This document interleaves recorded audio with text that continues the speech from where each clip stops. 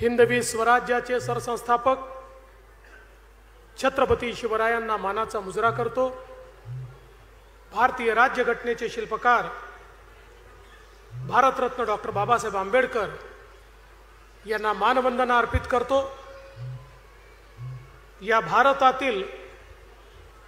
आद्य समाज सुधारक आणि ज्यांचा उल्लेख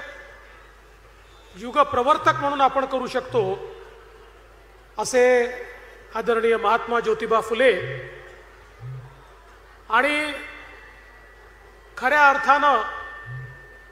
समाजामध्ये क्रांतीची ज्योती ज्यांनी लावली आणि समाजामध्ये परिवर्तन करून दाखवलं त्या क्रांती ज्योती ज्ञान ज्योती सावित्रीबाई फुले यांच्या चरणी नतमस्तक होतो आणि त्यांच्या या जयंतीच्या निमित्ताने आपल्या सर्वांना या ठिकाणी शुभेच्छा देतो। मंचावर उपस्थित असलेले विधान परिषदेचे सभापती रामभाऊ शिंदेजी, ज्येष्ठ नेते आदरणीय छगनरावजी भुजबळ, सन्माननीय पंकजाताई मुंडे, सन्माननीय अतुलजी सावे, शंभूराजजी देसाई, छत्रपती शिवेंद्रराजे भोसले, सन्माननीय जयकुमारजी गोरे, सन्माननीय मकरंद जाधव पाटील, सन्माननीय अदितीताई तटकरे, आमचे सहकारी आमदार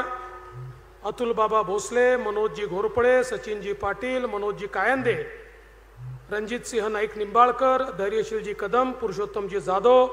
मदनदादा भोसले, या ठिकाणी उपस्थित विभागीय आयुक्त, जिल्हाधिकारी,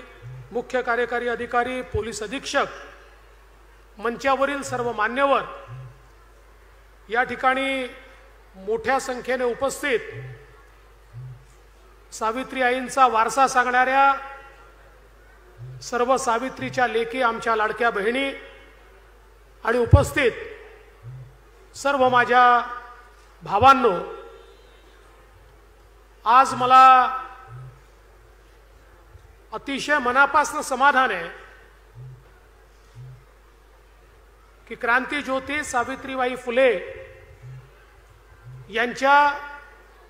194व्या जयंतीच्या निमित्ताने त्यांना अभिवादन करण्याकरता ज्या मातीने त्यांना घडवलं त्या मातीचं दर्शन घेण्याकरता या ठिकाणी येण्याची संधी मला मिळाली आणि खऱ्या अर्थानं एक वेगळी ऊर्जा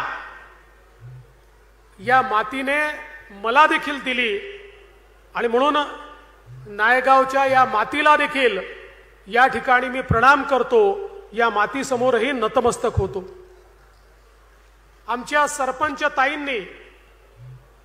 प्रस्तावना केली आणि ताईंनी प्रस्तावना करत असताना काही अपेक्षा देखील व्यक्त केल्या। ज्या अपेक्षा त्यांनी व्यक्त केल्या माझ्या मनात होतं की जयकुमार भाऊंना सांगावं की तुम्ही या विभागाचे मंत्री आहात, त्यामुळे आता ताईंच्या अपेक्षा पूर्ण करण्याची जबाबदारी तुमच्यावर आहे।